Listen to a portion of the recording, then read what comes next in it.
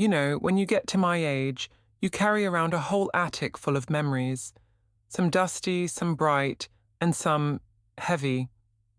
Today, I want to open one of those boxes for you.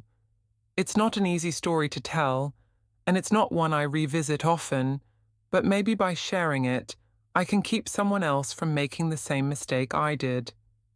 If you like listening to true stories from real lives, told just as they happened, you might want to subscribe. It helps me keep the kettle warm and the stories flowing. But before we begin, I want to warn you. This isn't a happy memory. It's the day I missed my father's last breath. Because the bus was late. And if you've ever lost someone, you know how a single moment can haunt you for the rest of your life. That's why I hope you'll stay with me all the way to the end. Not just to understand what happened, but to feel the weight of it, the way I've carried it for decades. The year was 1979. I was 42, living in a small upstairs flat above a bakery in the south end of town. My father had been sick for months, heart trouble, the kind that no doctor in our little county hospital could do much about back then. He'd been in and out of care, and each time he came home, I told myself he'd be all right. But the truth was, I think we both knew his time was running short. The night before everything happened, it snowed.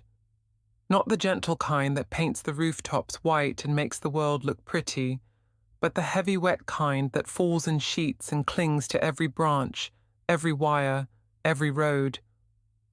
I woke up to the sound of the bakery owner below banging on his delivery van, trying to break the ice off the door.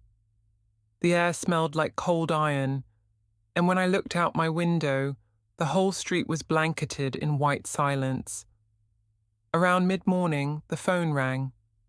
Back then, we didn't have answering machines, so every ring felt urgent. It was my sister, her voice trembling in a way I'd never heard before. She said the hospital had called her first because she lived closer. Our father's condition had turned critical. "If you want to see him," she said, "you should come now." I didn't even hang up properly. The receiver swung on its cord while I pulled on my thickest coat, still smelling faintly of mothballs. I grabbed my purse, shoved my boots on, and ran out the door. The bakery man called something after me, but I didn't catch it. My only thought was, get to the hospital. Be there. The bus stop was 3 blocks away. The snow made each step slow, my boots crunching and slipping on the uneven pavement. By the time I reached the shelter, a 3-sided glass box with a bench warped from years of cold, my hands were already numb. I checked the little paper timetable tacked to the wall. Next bus, 11:10. It was 11:02. I thought I could wait 8 minutes. But 8 minutes stretched to 15, 15 to 20. The street was so quiet, I could hear my own breath inside my scarf. No bus, just the occasional hiss of a car's tires on slush, and the far-off sound of church bells. I kept glancing at my watch, then up the road. Every shadow between the buildings looked like it could be the bus, until it wasn't. I started to feel that tightness in my chest, not from the cold, but from that rising panic when you know you're losing time you can't get back. And still, no bus. I didn't know yet that each minute I stood there, shifting my weight from one freezing foot to the other, was a minute closer to the moment I'd regret for the rest of my life. Before we go further, you should know who my father was to me, because this isn't just a story about being late. It's about a man who shaped the very ground I stand on. His name was Harold Turner, though almost everyone called him Hal. He was born in 1914, just months before the Great War began, the youngest of 6 children in a farming family that worked a patch of stubborn land outside Mill Creek. His childhood was all dirt under the fingernails, frostbitten mornings, and suppers where you were grateful for whatever filled the plate. By the time I was born in 1937, he'd already been through more than most men twice his age.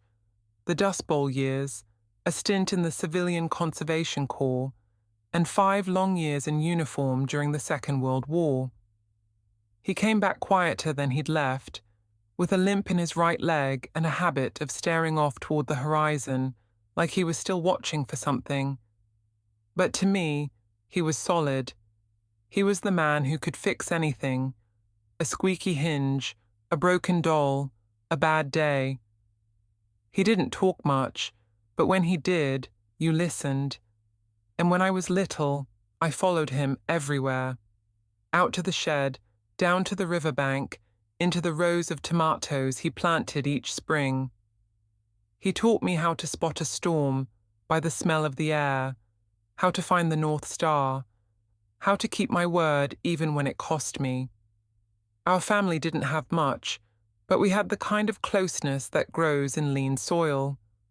My mother was the gentle one, soft-spoken, church-going, always trying to make life a little smoother. My father was the rock. Sometimes that rock was hard to climb, but you always knew it was there. When I was about 16, I remember a day that said more about him than any medal or speech could. We'd gone into town for feed, and a young man was being shoved around outside the general store for being different. My father didn't shout or make a scene. He just stepped between them, looked the troublemakers in the eye, and said in that low voice of his, "Not here." That was all. They walked away, and he never mentioned it again. But I saw it. I remembered.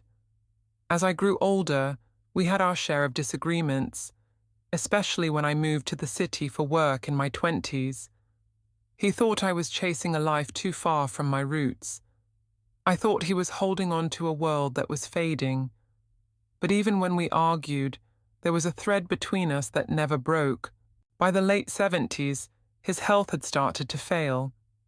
Years of hard labor had worn his heart down. He'd try to pretend he was fine, shuffling out to the garden with a hand on his chest, waving me off if I fussed. "Don't you go worrying about me," he'd say. "I'm not going anywhere yet." But each hospital stay seemed to take a little more out of him. That's why, when my sister called that morning in 79, I knew it wasn't just another bad day for him. I knew it was different.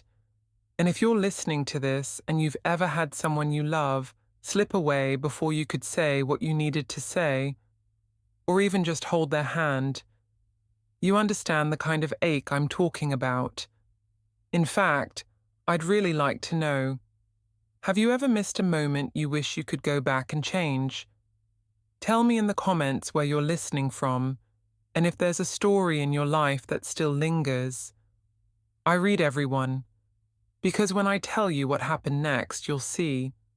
Sometimes, the smallest delays can cost us the biggest moments. That winter had been harsher than most. Even before that day, the snow had been falling for weeks in stubborn, wind-driven waves, piling against fences and swallowing sidewalks whole. The weather reports on the little transistor radio in my kitchen had turned almost monotonous. Snow continuing through the night, icy conditions, roads hazardous. It was the kind of winter where you learn to move slower, to budget extra time for every trip. But that morning, I didn't feel like I had extra time to give.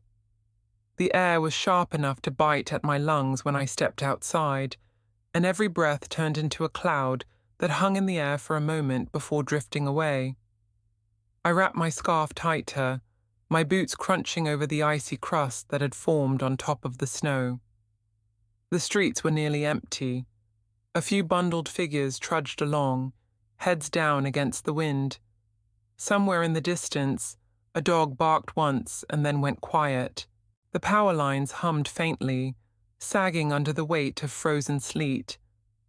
I remember passing Mrs. Daly's corner store and seeing her out front with a broom, trying to clear the slush from her steps.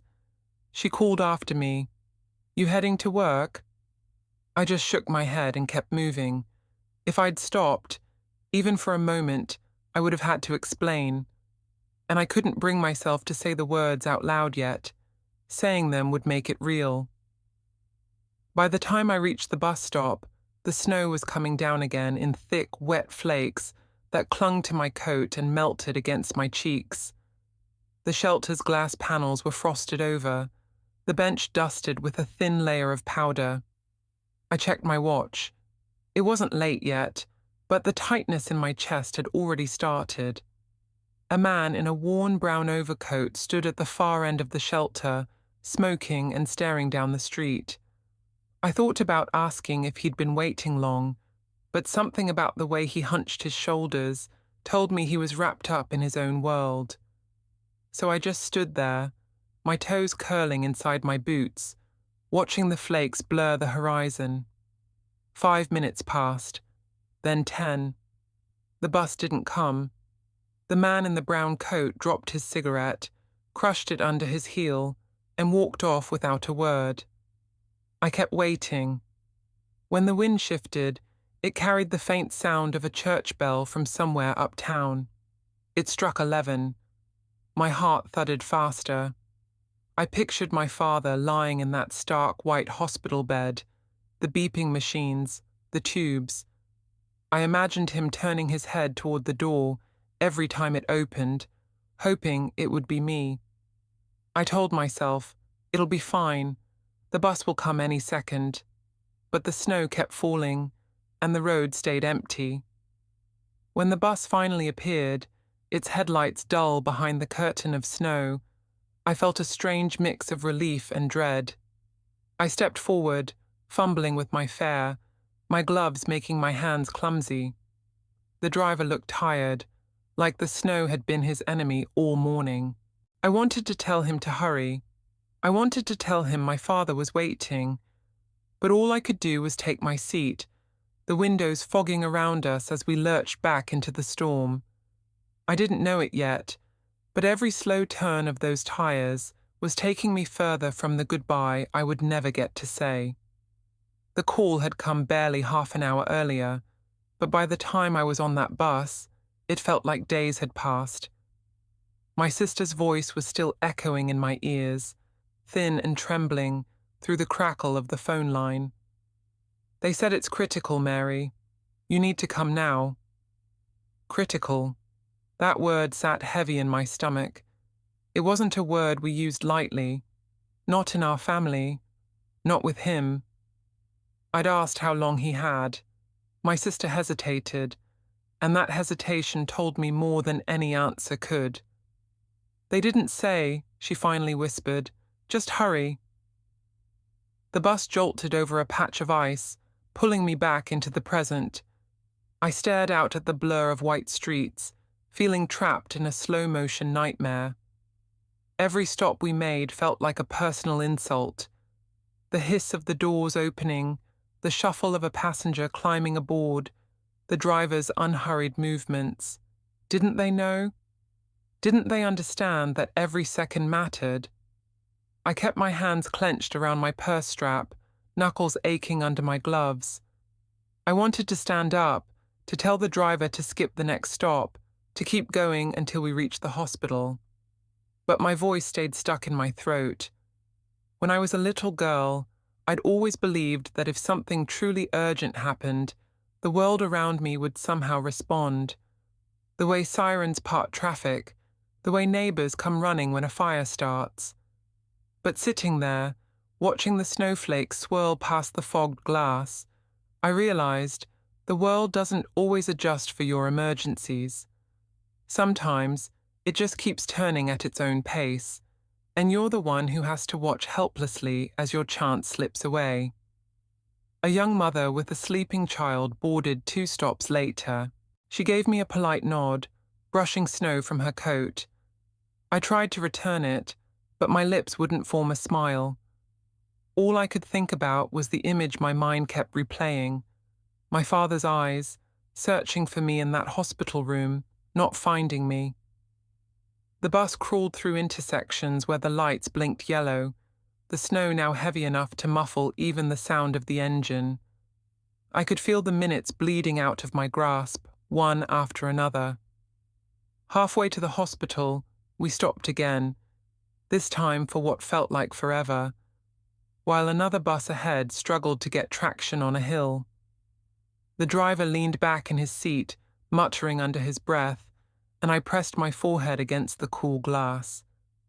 The snow was blinding now, and the city looked like it had been swallowed whole. I thought about my father's hands, big, rough hands that could plant seeds or mend fences, but also gentle enough to fix the broken wing of a sparrow we'd found one summer when I was 9. I thought about how those hands might be cold now, how they might be holding on to the thin line between here and wherever comes next.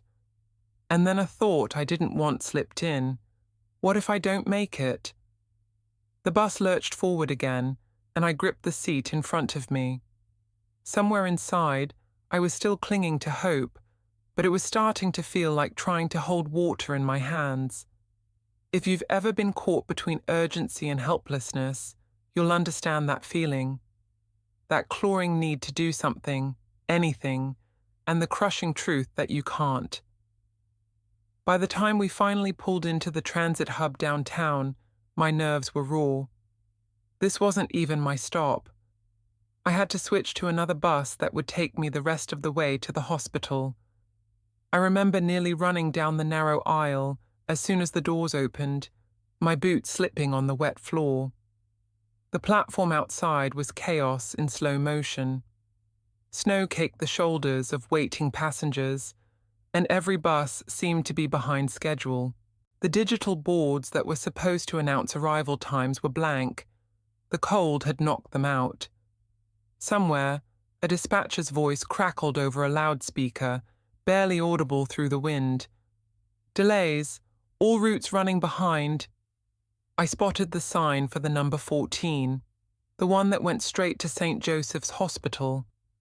There were maybe 6 people already waiting, huddled together like penguins, stamping their feet against the cold. I took my place at the edge of the group, my eyes darting up and down the street, willing that bus to appear. It didn't. Minutes stretched, warped. I checked my watch so often, it started to feel like the second hand was taunting me, sweeping around the dial too fast and too slow at the same time. Every time headlights flickered in the distance, my chest would tighten, only for the shape to resolve into the wrong bus, going the wrong way. I tried to keep my mind busy, to stop imagining the hospital room. I counted the coins in my purse twice. I adjusted my scarf.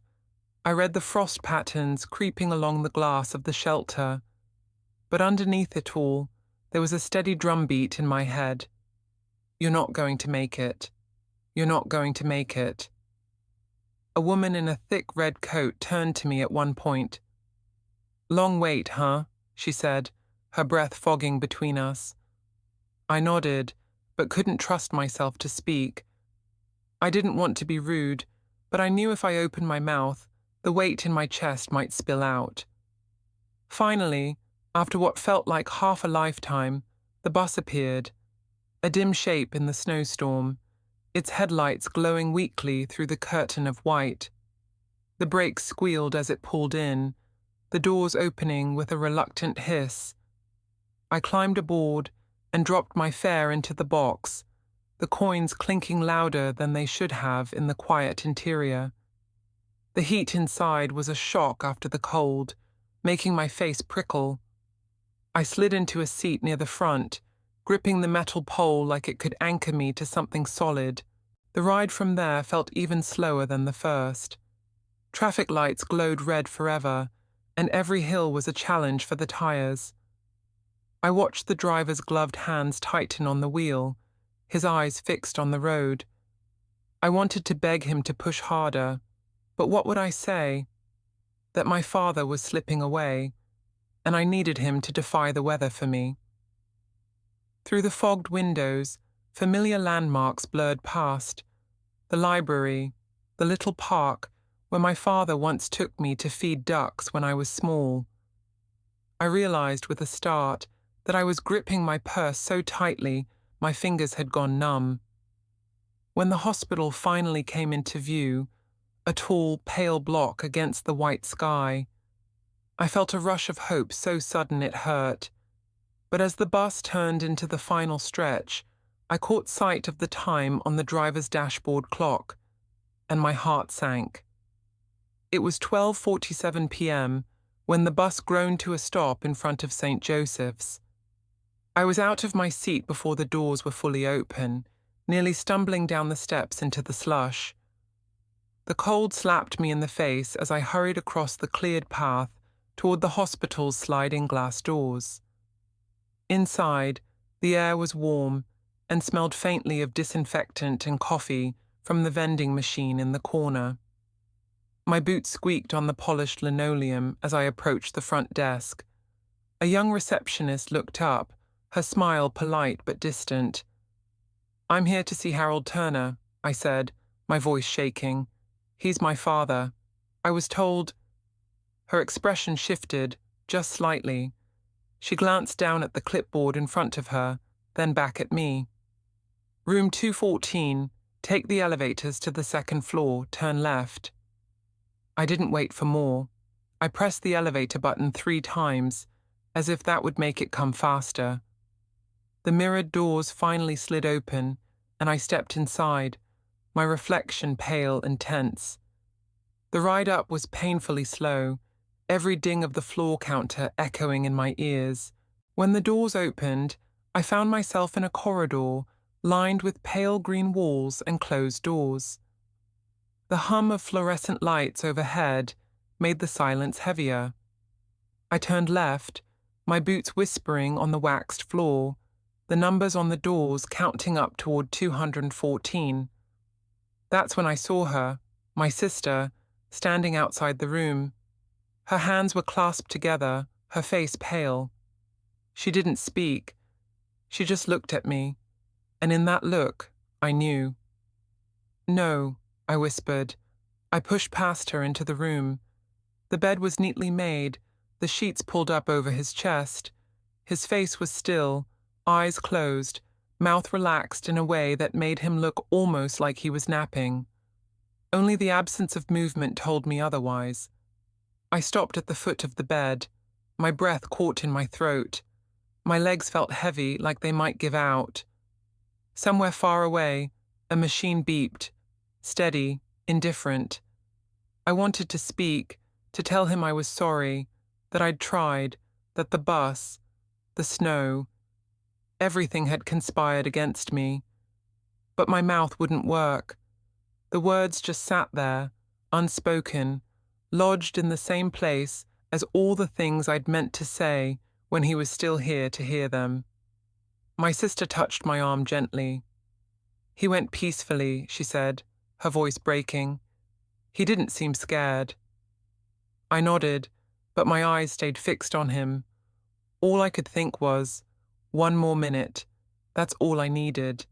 If you've ever been in that place, standing in a room where it's already too late, you'll know how the air feels different, heavy, hollow. You can almost hear the clock ticking, mocking you with what you've lost. And I need to ask you something now, because maybe your answer will help someone else who's listening. Have you ever missed that last chance? That moment you can't get back? Tell me in the comments where you're from, and if there's a moment in your life you wish you could rewrite. Someone reading might need to know they're not alone in it, because as I stood there beside my father's bed, I knew I'd carry this moment for the rest of my life. The room felt too still, like the air itself was holding its breath. My sister stepped around to the other side of the bed, her hands still clasped together in front of her, knuckles white. "I was here," she said softly, not meeting my eyes. "He asked about you. Right before—" She trailed off, her voice catching.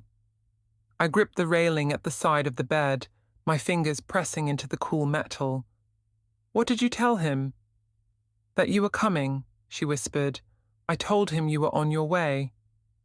The words landed like a stone in my chest. He had been waiting for me. Even in those final moments, he'd been looking for me at the door, holding on to the idea that I'd walk in and we'd have… What? A conversation? A goodbye? A single word? My mother was sitting in the corner, a thin blanket draped over her knees. I hadn't noticed her at first. She'd been so quiet. When I turned toward her, she gave me a tired smile that didn't reach her eyes. "He knew you loved him," she said, her voice steady but low. "You don't have to doubt that." But I did doubt it. In that moment, I doubted everything. Whether I'd done enough, whether I'd been there enough, whether I'd ever told him, plainly and without reserve, what he meant to me. I sat down in the chair by the bed, my knees weak, and reached for his hand under the sheet. It was cool, but not yet cold. The skin felt thinner than I remembered, almost papery, and I could see every line, every scar from a lifetime of work. My thumb traced the ridge of a healed cut near his knuckle, the one he got mending a barbed wire fence when I was a child. I wanted to believe that somehow, on some level, he knew I was there now, that it mattered, even if I'd missed the moment his chest rose and fell for the last time. The nurse came in quietly, checking something on the chart at the foot of the bed, and then she left again without a word. The door clicked shut, and we were alone again, the three of us, my father, my sister, and me, caught in that strange, suspended place between what has happened and what comes next. No one tells you how loud silence can be in a hospital room after someone has gone. It's not an empty silence. It's full of things unsaid, of moments you can't get back. Every creak of the floor, every distant cough from the hallway feels like an intrusion. I stayed there for what must have been an hour, though I couldn't have told you the time if you asked. I just kept my hand on his, like maybe I could bridge the gap between us if I held on long enough. My sister finally touched my shoulder. "We should let them…" She didn't finish the sentence. She didn't have to. I stood slowly, my legs stiff, and took one last look at him. My father.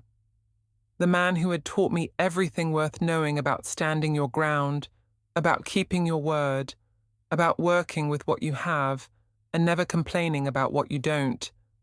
And I had missed him. By minutes. Maybe even seconds. That's the thing about time. You think you have more of it until you don't. When I stepped out into the corridor, the light felt harsher than it had going in. The hum of the fluorescent bulbs overhead, the faint squeak of nurses' shoes on polished floors. It all seemed jarringly alive compared to the stillness I'd just left. 2 orderlies passed by, pushing a cart stacked with linens. One of them gave me a polite nod, the kind you give a stranger without knowing their story. I wondered if they could see it on me. The weight of what I'd missed, the fresh absence I was carrying like a shadow. My sister walked beside me, her hand brushing my elbow as if to guide me, but neither of us spoke. Words felt too fragile for the heaviness between us. At the end of the hallway, we passed the waiting room. A few people sat in stiff chairs, clutching coats and coffee cups, their faces tight with worry. I caught the eye of a young man who looked like he'd been crying. For a brief moment, I thought about telling him, "Don't wait too long, go in now." But the words stayed locked inside. The elevator doors opened with a soft chime, and we stepped inside. As it descended, I stared at the numbers above the door, each one lighting up and then going dark, counting us down toward the lobby. It felt almost cruel, how steadily the world kept moving when my own had come to a halt. In the lobby, the receptionist looked up from her desk. "Did you get to see him?" she asked gently. I nodded, because saying no out loud would have been too sharp, too final. Outside, the cold hit me like a wall. The snow had slowed, but the sky was still heavy and grey, the kind of colour that swallows the horizon.